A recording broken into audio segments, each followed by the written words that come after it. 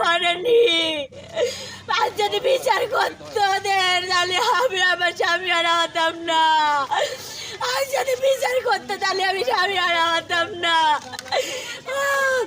ওরা বিচার করেনি, ডিবি পুলিশ কোনো বিচার করেনি, পুলিশ কোনো বিচার করেনি। ওরা খেদায়। আজকে কি হয়েছে আপা একটু বলবেন? আজকে কি হয়েছে? ওই যে মারছে তার ওয়াইফ আছে, আমার ছেলের ঘরে বউ হয়ে আইছে। যে মারছে সে আছে তার স্ত্রীর আগে মানে খুব মারধর করতো নেশা করে, করার পরে তার স্ত্রী তারে ছেড়ে দিয়েছে। বাপ্পি দিয়ে ছেড়ে দিয়েছে, দেওয়ার পরে আমার ছেলের সাথে সম্পর্ক করে বিয়ে করছে। বিয়ে করার পরে এই গ্যামজামদার সৃষ্টি হয়েছে। সে বলছে আমি যেখানে পাবো সেখানেই তোমার ছেলেরে মেরে ফেলবো। এই হচ্ছে ঘটনা। সে ইয়াবা, পেন্সিডিল, গাঁজা, মদ, অস্ত্রও আছে তার কাছে। এভাবে এই করে আজকে মনে হয় ডাকায় আনছে। আমরা বাড়ি কেউ ছিলাম না, ডাকায় এনে অন্য লোকের দ্বারায় ডাকায় এনে তার ছেলেপেলের ডাকায় এনে আমার ছেলেরে মারছে। কোথায় মারছে কোথায় এখন জানি না। এক স্যার আমার কাছে ফোন ছিল। আপনি এই ঘটনার তার আটক এবং বিচার চান তো? হ্যাঁ, আমি তার আটক বা বিচার, আমার ছেলেরে মারছে যখন তারে আমি ফাঁসি চাই স্যার। তার নাম হচ্ছে বাপ্পি। বললে সবাই নাম বললে। বাপ্পি তো জেলখানা। বাপ্পি না, বাপ্পি জেলখানা না, মনিরুল হচ্ছে জেলখানা। মনিরুল জেলখানা। মেরেছে কে? মেরেছে বাপ্পি। বাপের নাম কি? বাপের নাম খালেক। বাড়ি কোন জায়গায়? বাড়ি কোন জায়গাটায়? ষষ্ঠীতলায়। আপনার ছেলের নাম কি? আমার ছেলের নাম আশরাফুল ইসলাম বিপুল। কি করে? কি কাজ করে, এসিআই কোম্পানিতে কাজ করে।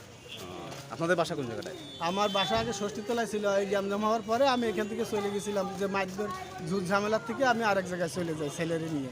কিন্তু ছেলেরে আজকে অন্য লোকের মাধ্যম দিয়ে ডাকা এনে তারে এই ষষ্ঠীতলার ভিতরেই মারছে তারে। কারা কারা মারছে জানা গেছে? এটা স্যার আমি তো ছিলাম না, আমি পরের চাকরি করি। কয়জনে মিলে মারছে? এরা মারছে 3-4 জনে, 5-6 জনে ফিলে মারছে। ষষ্ঠীতলা কোন রোডে? এটা হচ্ছে ষষ্ঠীতলায় ওই যে টিটু সাহেবের বাড়ির যে রাস্তাটা, ওই রাস্তায়, বসন্ত বিলাস রোডে। বসন্ত বিলা রাস্তায়। এই ঘটনায় আপনার দাবি কি? আমার দাবি আমার ছেলে যে কোন বেঁচে নেই স্যার, আমি তারে ফাঁসি চাই। আমার একটাই কথা।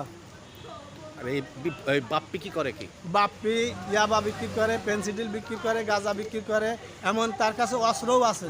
সে সবসময় চাকু, দা এগুলো নিয়ে ঘুরে বেড়ায়। কোন দলের সমর্থক? এটা হচ্ছে সব নীতিতে চলে? আমলিকির দলে। আমলিক করে, ওই হাজি সুমনের সাথে থাকতো আগে এরা। ঠিক আছে, সেটা একটু বলেন তো। আমি বাসায় ছিলাম, আমি কি করে জানবো? আমরা একটু আগে খবর পাইছি ওরে মেরে ফেলাই তুইছে, ওরে মেরে ফেলাই তুইছে। ওদের ফাঁসি চাই। আইন প্রশাসন কোনো বিচার করেনি। আইন প্রশাসন নামে আইন প্রশাসন কোনো বিচার করেনি।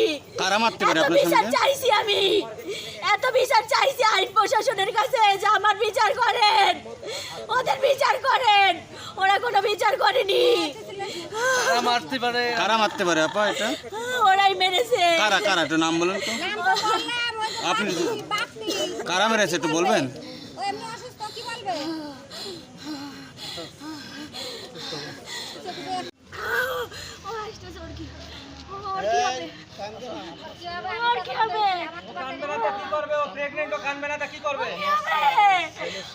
ওর বাচ্চার কি হবে? কি হবে?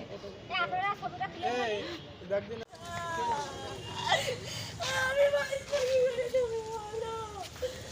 আমার বাচ্চার আমার কি কাছে গো? ও তো জানে আমি অসুস্থ, তাহলে ও কেন বাইরে গেল? আমার কথা শুনলো না কেন? আমার কথা শুনলো না কেন? আমি বললাম যাওয়া লাগবে না, আমি বললাম ওই যাওয়া লাগবে না।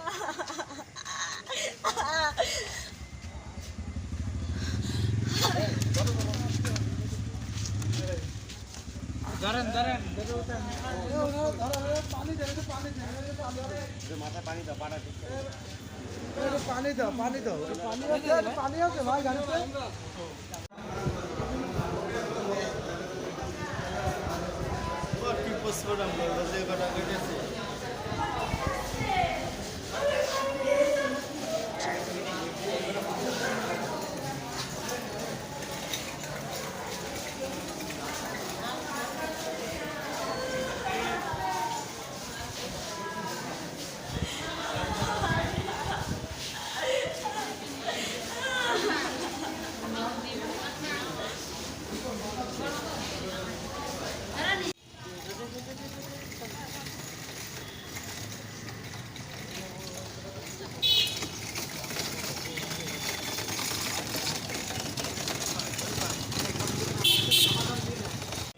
এখানটাতে আসার আগে যে ডাক্তার ছিল সেই ডাক্তার সাহেব ওনাকে রিসিভ করছিল। ওনার গায়ে অনেকগুলো ক্ষত আঘাত ছিল মারের। আমরা এখান থেকে তৎক্ষণাৎ রিসিভ করে ওনাকে সার্জারি বিভাগে ভর্তি করি। ওনার অবস্থা খুবই গুরুতর ছিল।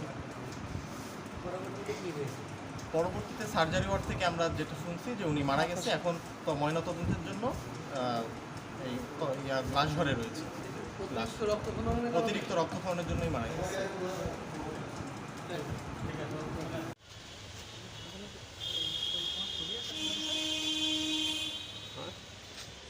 সেইটাই তো কথা, তুমি এখান থেকে এইভাবে করলে তো আমি নিউজই কথা বলতে নেই, বুঝছো?